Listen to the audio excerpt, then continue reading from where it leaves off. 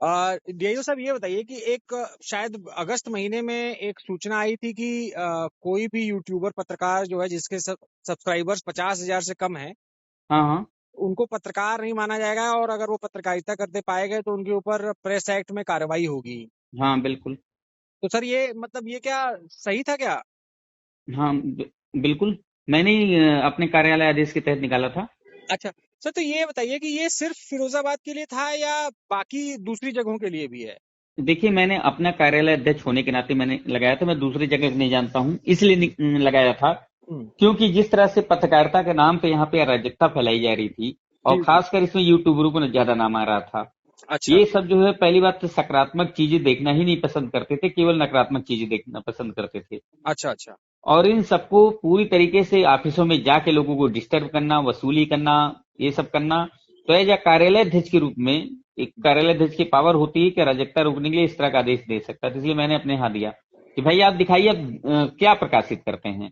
हाँ, तो डीआईओ साहब एक चीज मैं आपसे पूछना चाहूंगा कि जिनके सब्सक्राइबर 50,000 से ज्यादा है वो भी तो अराजकता फैला सकते हैं। वो अराजकता तो फैला ज्यादा सकते वो हैं। तो ज्यादा अराजकता फैला सकते हैं क्योंकि उनके पास तो सब्सक्राइबर्स भी हैं। 1 मिनट, 50,000 से ऊपर जितने लोग होंगे वो बहुत न्यून लोग होंगे, और जो 50,000 से नीचे होंगे उनकी संख्या सर्वाधिक होगी। तो आप हाँ। सर्वाधिक लोगों को तो नहीं रोक पाएंगे अगर ये सब चीजें आदेश नहीं निकलेगा। भाई न्यून लोगों के ऊपर तो हम नियंत्रण रख सकते हैं कि देखिए 50,000 वाले ये हैं, हम्म, इतने हैं, 10 हैं, 5 हैं, 4 हैं, 3 हैं, 2 हैं, इनके हम्म, ऊपर हम नियंत्रण रख सकते हो, क्या प्रकाशित करते हैं, क्या चला रहे हैं, किस किन खबरों में उनका ज्यादा फोकस है। अब जहां पे आप बताइए 2-2 हजार, 1-1 हजार, 500, 200, 300 सब्सक्राइबर लेकर जो है 100 पत्रकार हमारे पास आ जाएंगे, तो हम कैसे उनको संभालेंगे। सही बात है मतलब। भाई तो लोग ये बताइए, आप भ्रमित करने के लिए आप 20 आप चैनल बना दिए और उसके बाद जो है उसमें अराजकता वाली चीजें चलाते रहिए। तो देखिए, पत्रकारिता का जो बेसिक कॉन्सेप्ट यही है कि आप लोगों को जागरूक करिए, सचेत करिए, सच्चाई हम्म, दिखाइए, तीन हम्म, चीज होता है। हाँ, और एक पत्रकार के अंदर साहस और जिज्ञासा, दो ही तत्व होना का बेहद जरूरी है। तो जिज्ञासु कितना है चीजों के प्रति, और कितना साहसी है अपनी बात को कहने के लिए। हम्म। और दोनों ही चीजें आज की पत्रकारिता में देखने को नहीं मिलती हैं, हम साफ साफ बात बता रहे हैं आपको। नहीं नहीं, बात तो मतलब ये शिकायत तो रहती है। आज के तो पूरी तरीके से पत्रकारिता ओनली ये डिपेंड हो गई है कि वो देखता है कि ये बंदा जो है ज्यादा जो है ये विभाग ज्यादा मालदार है, चलो उसके पास चापलूसी किया जाए, इसकी ये दिखाया जाए, इसको वो किया जाए, उसको इस तरह बरगलाया जाए, यही पत्रकारिता रह गई है। नहीं नहीं, तो सही एज बात। अ कार्यालय अध्यक्ष रोकने के होने के कारण अपने जिले में इस अराजकता को रोकने के लिए हम्म, मैंने अपनी तरफ से आदेश दिया कि हमारे जिले में इस तरह कोई पत्रकारिता करता हुआ पाया गया तो उसके खिलाफ मैं निश्चित रूप से, और प्रेस एक्ट में 124 एक धारा ये कहती है कि अगर कोई अराजकता पत्रकार फैला रहा है, हम्म, कोई ऐसा चीज कर रहा है जो सामाजिक वैमनस्य को जो है बढ़ावा दे रहा है, संप्रभुता को खंडित कर रहा है, अखंडता को खंडित कर रहा है, तो आप उसके खिलाफ कार्रवाई कर सकते हैं।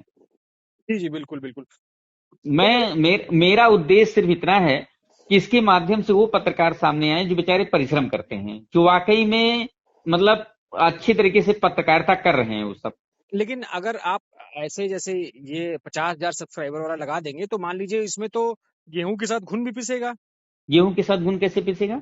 मतलब आप ये समझिए कि जैसे मान लीजिए मैं ठीक पत्रकार हूँ और आपके हिसाब से मैं अच्छी पत्रकारिता कर रहा हूँ, हम्म लेकिन मेरे सब्सक्राइबर जो हैं, मैं यूट्यूब पे पत्रकारिता कर रहा हूँ, मेरे सब्सक्राइबर 50,000 से कम हैं, तो हम्म आपके आदेशानुसार तो मैं भी पत्रकारिता नहीं कर पाऊंगा।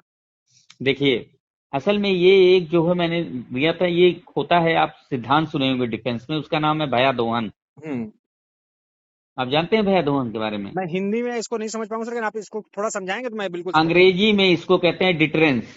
हम्म, डिटरेंस क्या होता है हम्म, कि लोगों के अंदर इतना भय व्याप्त हो जाए कि हम्म, आदमी जो अराजकता करने जा रहे हैं पत्रकारिता के नाम पे या अन्य किसी चीज के नाम पे, वो इसमें जो है प्रतिबंधित हो जाए।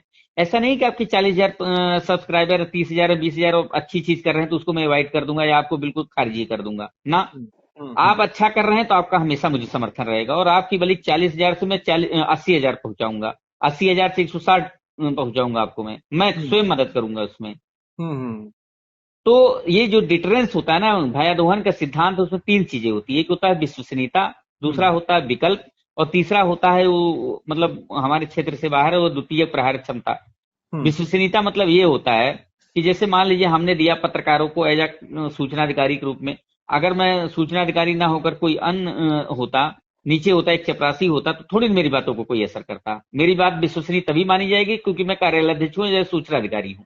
हम्म, जैसे मान लीजिए कि नेपाल अमेरिका को धमकी दे कि मैं तुम्हारे पर परमाणु हमला कर दूंगा, तो लोग हंसेंगे ही क्योंकि जी पावर ही नहीं है उसकी। पावर ही नहीं, सही बात है। तो पहले सामने वाले को विश्वसनीय होना चाहिए। दूसरा हम्म, विकल्प, जैसे हम्म, मान लीजिए आप किसी, जैसे आपने कहा कि मैं 40,000 मेरे हैं, 30,000 20,000, जितना भी मैं अच्छी पत्रकारिता कर रहा हूँ, क्या आप मुझे नहीं करने देंगे? तो हम्म, विकल्प एक बात होती है कि मतलब ऐसा नहीं कि आप किसी ऐसे व्यक्ति को इतना सताइए कि जो है आपके विरुद्ध खड़ा हो जाए। जी जी ऐसा जी। थोड़ी ना मैं करूंगा। मैं तो उन लोगों का हमेशा स्वागत करता हूँ जो अच्छी पत्रकारिता कर रहे हैं, परिश्रम कर रहे हैं, चाहे हम्म, उनके 2 सब्सक्राइबर हो, इससे मुझे मतलब नहीं है। हम्म, ये आदेश भैया उन लोगों के लिए है जो अराजकतावादी हैं। अच्छा। समझ रहे हैं? तो इसमें मतलब अभी तक कुछ आपके सामने, मतलब जो आपने ये निर्णय लिया तो बहुत सारे ऐसे अराजकतावादी पत्रकार जो अस्पतालों में घुमा करते थे, आरटीओ ऑफिस घुमा करते थे, हाँ, यूट्यूबर, वो सब पूरी तरीके से भाग गए हैं। जैसे अच्छा हमारे कानपुर में जब मैं था, तो कानपुर में मैंने आदेश निकाला तो बहुत सारे लोग भाग गए थे वहां से। अच्छा अच्छा। और मैंने सारे ऑफिसों को कह दिया कि ऐसे लोग आए तो पहले मुझे फोन करिए। जी, तो मतलब इसका आपने एक एक मतलब सफल वो देख लिया था कि हाँ, ये। बिल्कुल। और जिसमें मेरा यही उद्देश्य है कि वो पत्रकार या वो व्यक्ति या वो जो बंदे जो बेचारे नए शुरुआत कर रहे हैं और अच्छा करना चाहते हैं, उनका मैं पूरी मदद करता हूँ। आप पूछ लीजिए पूरे जिले में या कानपुर में, मैंने हमेशा उन पत्रकारों को स्वागत किया जो बेचारे बेहद परिश्रमी हैं। हम्म, बल्कि उनके पक्ष में हमेशा मैं खड़ा रहा हूँ हर चीज लेके।